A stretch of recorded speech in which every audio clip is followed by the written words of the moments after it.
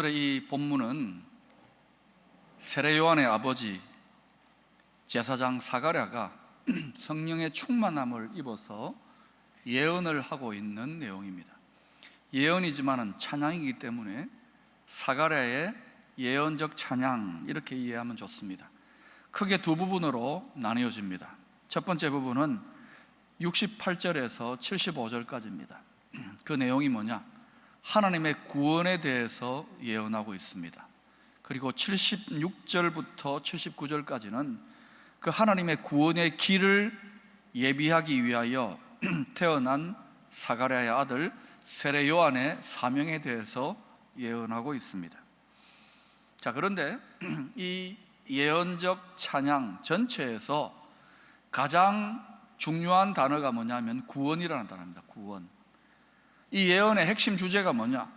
하나님의 구원이 도대체 어떻게 예비되어지고 그 구원의 의미가 무엇냐? 이것을 우리한테 말씀하고 있는 거예요. 특별히 오늘 본문의 70절을 보시면 이 하나님의 구원이 어느 날 하늘에서 뚝딱 우연히 갑자기 주어진 것이 아니라 오래전부터 하나님께서 준비하시고 반복적으로 하나님의 선지자들, 주의 종들을 통해서 말씀해 오신 바로 그 사건이 구원이라는 거예요. 70절에 이렇게 말씀합니다.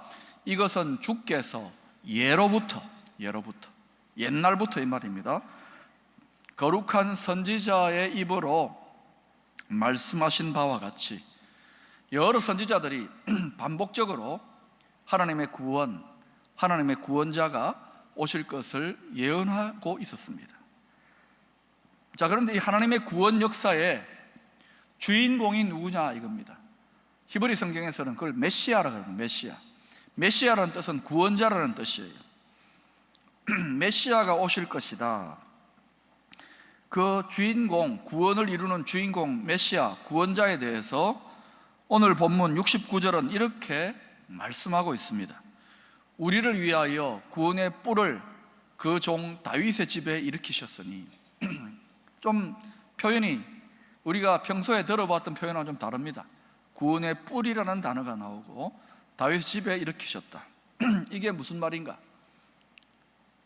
하나님의 구원 역사를 이루는 하나님이 보내신 구원자, 바로 예수 그리스도, 그 예수 그리스도의 혈통적인 그 족보가 어디에서 오느냐? 바로 다윗의 집, 다윗 가문 출신이라는 거예요. 다윗의 집에서 이렇게 주셨는데 그가 어떤 존재냐면 구원의 뿔이라고 있는 구원의 뿔. 여러분, 뿔은 누가 가지고 있습니까? 사람이 뿔났다 할 때 그 뿔이 아니라 이 뿔은 구약 성경에서 짐승의 뿔은 권세와 힘, 파워를 상징합니다. 뿔이 난 짐승, 대표적으로 어떤 짐승이 있습니까? 사슴, 뿔이 탁 돋아났습니다. 노경을 생각하시는 분이 있는데, 사슴이 뿔이 탁 돋아나서 뿔을 자랑하지 않습니까? 자랑만 하는 것이 아니라 적이 나타나거나 경쟁자가 나타날 때 그 뿔로 들이받습니다. 적을 제압하는 거예요. 힘과 권세가 있습니다. 다윗의 혈통에서 일어난 예수 그리스도가 하나님의 능력 있는 구원자로서 원수의 세력들을 멸하시는 구원자다, 이런 표현인 거예요. 그런데 특별히 구약 성경은 이 하나님의 구원자 메시아 예수 그리스도가 이 세상에 어떤 식으로 오셔서 어떻게 살아가실 것인가, 그걸 초림 예수라 그럽니다. 처음 오시는 메시아 예수 그리스도에 대해서 무려 48군데에서 구체적으로 예언을 하고 있습니다. 여러분이 구약 성경을 상세하게 살펴보면 예수 그리스도는 신약에만 등장하는 것이 아니라 구약 성경 곳곳에 48군데 이상에서 예언이 되고 있는 거예요. 근데 그 예언의 내용들이 아주 구체적입니다. 예를 들어서 이런 식입니다. 몇 가지만 이야기해 볼게요. 그가 누구의 후손으로 올 것인가? 아브라함과 다윗 같은 혈통이죠. 그 계보로 오실 것이다. 어디에서 태어날 것인가? 미가서에 보면은 그가 베들레헴에서 태어날 것이라고 예언됩니다. 그리고 친한 사람에 의해서 배신을 당해서 팔릴 것이다. 근데 팔릴 때에 얼마에 팔릴 것인가, 그 가격, 예수님의 몸값까지 다 정해져 있어요. 은 30에. 가룟 유다가 은 30에 예수님 팔았잖아요. 또 예수님이 십자가 지시기 위해서 예루살렘으로 나아갈 때에 무엇을 타고 들어가시느냐, 나귀 새끼를 타고 겸손한 왕으로 들어가실 것도 예언되어져 있습니다. 또 멸시와 조롱과 천대 속에 고난을 당할 것이라는 것도 예언되고 있고, 왜 고난당하느냐, 우리의 죄와 허물 때문에 고난당한다는 거예요. 고난당할 때에 도살장에 끌려가는 양처럼 입을 열지 않는다는 것도 예언되어 있고, 또 고난당할 때에 그의 뼈가 부러지지 않을 것이다. 왜 이런 예언이 있느냐, 십자가에 못 박힐 때 로마 당시에 십자가에 못 박아 놓은 죄인이 빨리 안 죽으면은 로마 병정들이 뼈를 부러뜨려 버려요. 그래서 빨리 죽게 만듭니다. 뼈가 부러지지 않을 것이다. 또 그가 죽고 난 다음에 다시금 살아날 것이다. 이런 예언들이 곳곳에 나오는 거예요. 자, 여러분, 이 예언이 1, 2년 동안 주어진 것이 아니라 크게 보면 한 3,000년의 세월 속에서 집중적으로 메시아가, 예수 그리스도가 오실 것을 이렇게 입체적으로 예언하고 있습니다. 그런데 여러분은 이 수많은 예언들이 수천 년의 역사 속에서 역사를 통과해 가지고 한 사람, 한 인물에 의해서 이 예언들이 몽땅 다 성취될 수 있는 확률이 여러분 어느 정도 된다고 보십니까? 수학자들이 통계적으로 그 확률을 내보았습니다. 그랬더니 그 확률이 어느 정도냐, 10의 157승분의 1이라고 합니다. 저는 그 숫자가 어떻게 호칭하는지도 모르겠지만 하여튼 굉장히 많습니다. 도저히 불가능하다는 거예요, 확률적으로는. 다시 말하면 하나님의 구원의 역사, 하나님이 그 구원을 이루시고자 메시아, 구원자 예수 그리스도를 이 땅에 보내시는 것은 인간이 어떻게 조작하거나 만들어진 것이 아니라 이건 하나님의 작품이요, 하나님의 솜씨라는 거예요. 하나님이 이렇게 하지 않고서는 일어날 수 없는 불가능한 일이라는 의미입니다. 자, 그런데 오늘 말씀 중에서 하나님의 구원에 대해서 설명을 할 때 우리가 지금까지 알고 있는 내용하고는 좀 다르게 설명하는 부분이 있습니다. 우리는 구원을 어떻게 이해합니까?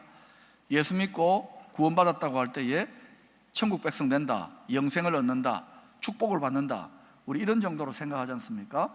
그런데 오늘 본문 누가복음 1장 71절과 74절을 한번 살펴보십시다. 각각 한번 읽어보십시다. 시작.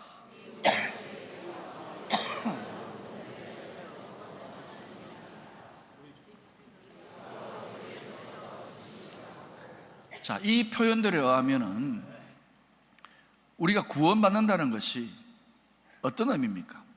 원수로부터 건진받는다는 거예요. 원수로부터. 자, 그렇다면 지금 이 말씀 속에 설명하고 있는 원수로부터 건진받는 것이 구원이라면 구원의 의미를 좀 더 분명하게 알기 위해서는 도대체 그 원수가 누구냐 이거예요. 원수를 바로 알아야 구원의 의미를 우리가 알 수 있는 거 아닙니까? 그러면 이 원수를 우리가 제대로 이해하기 위해서는 이 하나님의 구원에 대해서 최초로 예언해 놓은 부분이 있는데 바로 창세기 3장 15절입니다. 이 세상이 창조되고 인간이 타락하자마자 하나님이 창세기 3장 15절에서 하나님의 구원을 예언해 놓고 있어요. 이걸 가리켜서 원시복음이라고 하는데 그 내용이 이렇습니다. 내가 너로 여자와 원수가 되게 하고, 이때 내는 하나님이고 너는 누굽니까? 여자 하와를 유혹한 뱀입니다. 죄짓게 만든 뱀이죠. 내가 너로 여자와 원수가 되게 하고 내 후손도, 뱀의 후손도 여자의 후손과 원수가 되게 하리니 여자의 후손은 내 머리를 상하게 할 것이요 너는 그의 발꿈치를 상하게 할 것이니라 하시고. 자, 그럼 여자의 후손은 누구냐 이거죠. 여자의 후손은 좁게 말하면 바로 예수 그리스도입니다. 예수님이 사람의 몸에서, 여자의 몸에서 태어났잖아요. 마리아의 몸에서 태어났습니다. 그리고 예수님 십자가에 못 박혀 돌아가셔서 자기 육신의 어머니 마리아를 요한에게 맡길 때 뭐라고 합니까? 어머니에게 여자여 보소서 아들이니이다. 여자의 후손은 좁게는 예수 그리스도, 그 다음에 조금 넓게 본다면 교회 또는 하나님을 믿는 성도들이라고 할 수 있습니다. 예수님을 믿는 성도들. 그러나 또 좀 더 크게 확대하면은 모든 인류가 여자의 몸에서 태어났잖아요. 그죠? 첫사람 아담을 빼고는. 그래서 아담은 배꼽이 없답니다. 그래서 여러분, 모든 인류가 사실은 여자의 후손일 수도 있는 거예요. 그러나 여기에서는 좀 더 해석을 단순화시키기 위해서 여자의 후손을 하나님을 믿는 성도들이라고 그렇게 이해하는 것이 좋습니다. 자, 그러면 여자의 후손 성도들과 뱀의 후손은 문맥적으로 보면 누굽니까? 이 뱀이 나중에 크게 자라나서 옛 용, 다시 말하면 사탄, 또는 마귀, 악한 영들을 말합니다. 그러면 사탄의 세력들과 성도들 간에, 여자의 후손들 간에 서로 원수가 되어서 싸움이 있다는 것을 알 수가 있는 거예요. 여자의 후손은 뱀의 머리를 상하게 한다고 합니다. 근데 뱀의 후손은, 뱀의 세력들은 누구를? 바로 여자의 후손의 발꿈치를 상하게 한다. 여자의 발꿈치를 상하게 한다. 자, 그러면 여러분 한번 보십시오. 이 싸움 속에서 우리가 싸움이 벌어졌는데 머리를 상하는 것이 더 치명적입니까? 발꿈치를 상하는 것이 더 치명적입니까? 상식적이죠. 어떤 분은 그래요. 발꿈치를 상하게 해서 머리를 이렇게 제압해야죠 그러는데 여러분, 지금 영적인 실제의 실상은 뭐냐면은 이 원수, 사탄, 마귀, 뱀의 세력들은 머리를 상한 상태입니다. 이때 상했다라고 하는 단어는 그 히브리어 어원 속에는 어떤 뜻이 있느냐면 짓밟는다, 공격한다는 뜻이 있어요. 그러면 단지 원수의 머리를 상하게 한다는 것으로만 해석하지 말고 좀 더 강하게 이야기하면 뭐냐? 뱀의 머리, 좀 더 세게 말하면 뱀 대가리를 짓밟아 버린 거예요. 지금 영적인 상태가. 여러분, 짓밟는다는 거 아세요? 제가 행동으로 좀 보여드릴까? 그냥 짓밟는다는 것은 이렇게 하는 게 아닙니다. 트위스트를 쳐야 되는 거예요. 뱀의 머리를 짓밟아 버린 상태입니다. 그 치명상을 당한 거예요, 원수의 세력들은. 때때로 우리가 신앙생활을 하면서 두려워하거나 패배의식 가운데 거할 때가 많습니다. 왜? 너무 힘들고 어려울 때가 많으니까.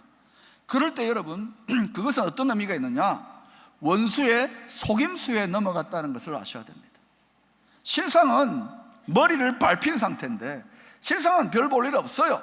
그런데 속았다는 거예요. 왜? 거짓의 압이기 때문에 속이는 거예요. 그래서 여러분이 두려워한다? 속은 겁니다. 여러분 패배의식 가운데 거한다? 속은 겁니다. 그래서 여러분이 승리하면서 하나님의 능력으로 무장하여 승리하기를, 영적 싸움에 승리하기를 원한다면 이제 저를 따라 이렇게 한번 외쳐보십시다. 한번 따라해 주시겠습니까? 예, 좋습니다. 자, 따라합시다. 너 머리를 짓밟힌 사탄아,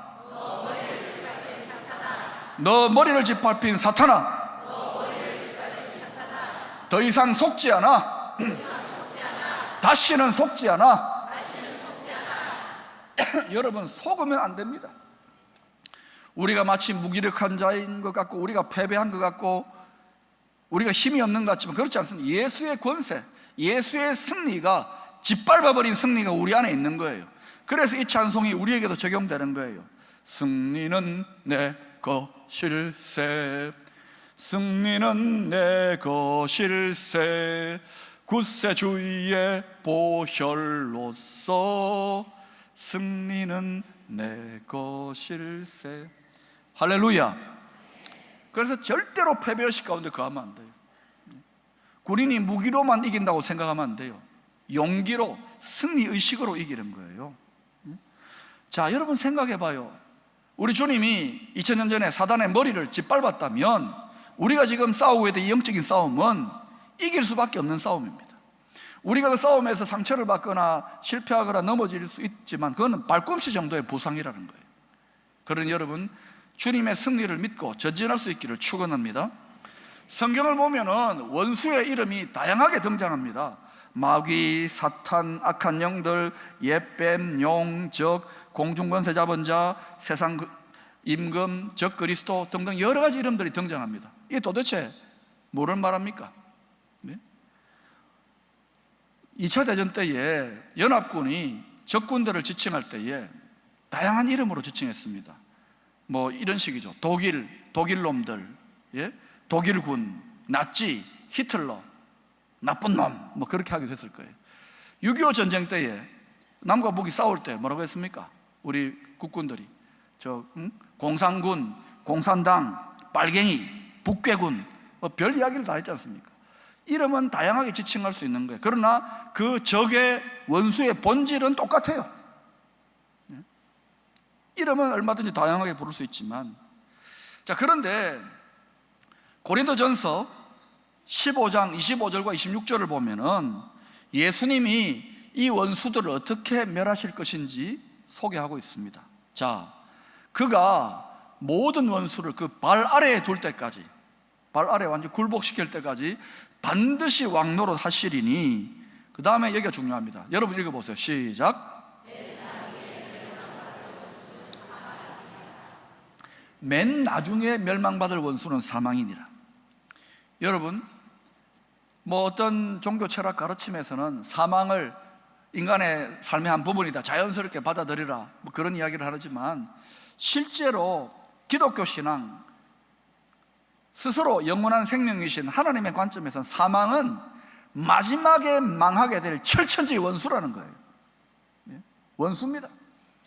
왜 사람이 이렇게 죽고 애통하고 비극이 오고 몸부림치고 고통하게 됐느냐? 원수인 사단에게 속아서 죄가 들어오게 되고 그 죄의 후유증과 영향력으로 말미암아 사망이 열매 맺게 된 거예요.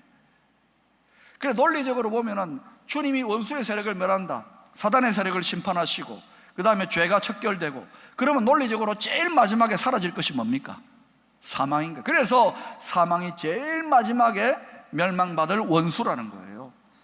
사랑하는 여러분, 그러면 이 원수, 마지막 원수 사망을 어떻게 이길 수 있습니까? 사망의 반대말은 뭡니까? 생명 아닙니까? 사망을 이기려면 안 죽으면 됩니다. 안 죽을 수 있습니까? 그러니 우리에게 필요한 생명이 뭐냐면, 잘 먹고 오랫동안 잘 먹고 잘 사는 생명이 아니라 사망을 영원히 이겨야 되기 때문에 영원한 생명, 영생이 필요한 거예요. 우리에게는 영생, 사망을 이겨야 되기 때문에. 그래서 요한복음 3장 16절 여러분 너무 잘 알지요? 복음의 약속이 뭡니까? 여러분 같이 한번 외워봅시다. 시작. 하나님이 세상을 이처럼 사랑하사 독생자를 주셨으니 이는 그를 믿는 자마다 멸망하지 않고 영생을 얻게 하려 하심이니라. 예수님을 믿으면 영생을 얻는다, 이게 과거 시제입니다. 영생을 얻게 될 걸 추측이 아닙니다. 미래 시제가 아니라 예수 믿으면 영생 얻는다, 영원한 생명 얻는다. 할렐루야. 그렇다면 여러분 논리적으로 생각해 보세요. 하나님의 약속을 여러분 믿습니까? 하나님의 말씀 믿습니까? 예수를 믿으면 우리가 어떤 상태냐?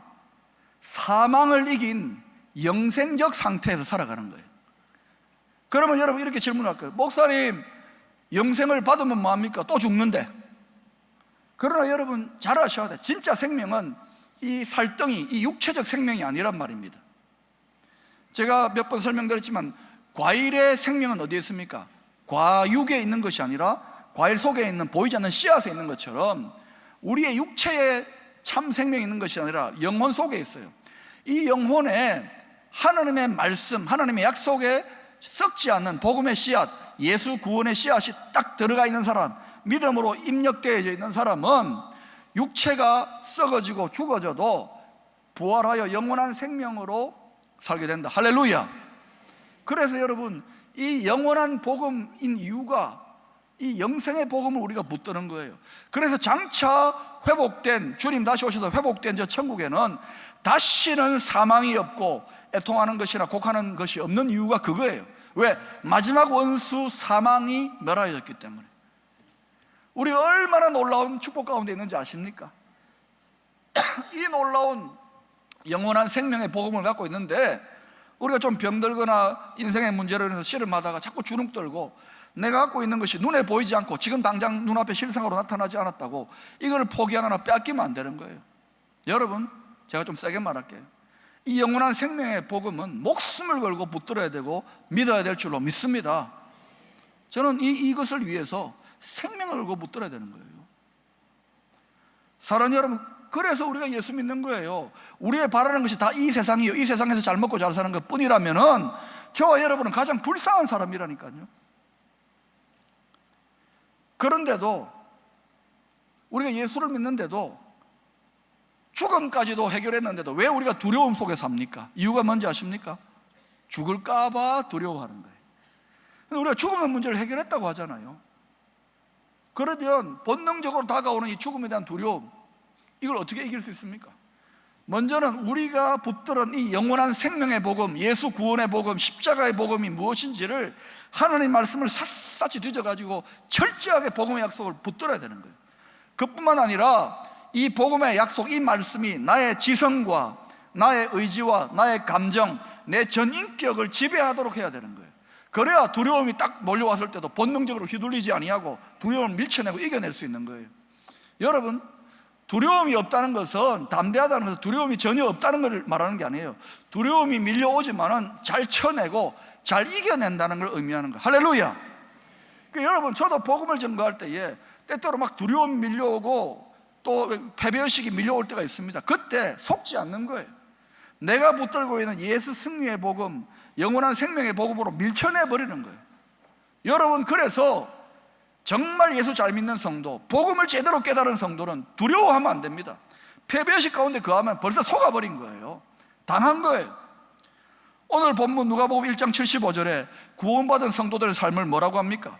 종신토록 주의 앞에서 성결과 의로 두려움이 없이 섬기게 하리라. 두려움 없이 하루 이틀 1, 2년이 아니라 종신토록 일생 동안. 그러니 예수 제대로 잘 믿는 성도의 특징은 뭐냐? 용감한 겁니다. 담대한 겁니다. 두려움이 없는 거예요. 오늘 만약에 그동안 두려움에 속은 분들이 있다면 다시는 속지 않겠다고 결단해야 됩니다. 이미 이겨놓은 영원한 생명, 사망을 이긴 삶 가운데 나아가는 거예요. 여러분, 인생에 크고 작은 문제들이 다가올 수 있습니다. 그러나 냉정하게 보세요. 아무리 힘들고 어려운 문제라도 죽기밖에 더 합니까? 아닙니까, 여러분? 대답을 좀 해주세요. 그렇다면 이 문제도 해결되어져 있습니다. 그럼 담대하게 살아야 될 논리적이고도 객관적이고도 이성적인 이유가 있는 거예요. 정말 복음을 제대로 깨달았다면 하나님이 우리에게 사망을 이기게 하셨다, 이 구원의 복음을 여러분 그저 이제 죽으면 천국 간다 이런 정도로만 해석하면 안 됩니다. 우리의 모든 일상 속에서 이 구원의 복음을 어떻게 적용할 것인가? 인간이 죄와 사망의 권세 아래에서 속수무책으로 마귀에 끌려갔었습니다. 지금까지는. 그런데 예수 그리스도가 십자가에서 머리를 짓밟아 버림으로 이제는 살 길, 구원의 길, 피할 길, 승리의 길을 열어주셨어요. 인간의 절망, 인간이 할 수 없는 가운데 하나님은 하신 거예요. 맞습니까? 하나님은 언제나 하십니다. 하나님께는 절망이 없고 하나님께는 불가능이 없습니다. 우리가 인생 살면서 신앙생활하면서 크고 작은 문제에 시달리게 되고 절망하게 되는 일들이 있고 또 신앙생활하면서 시험 드는 일들이 있잖아요. 그때도 하나님은 하십니다.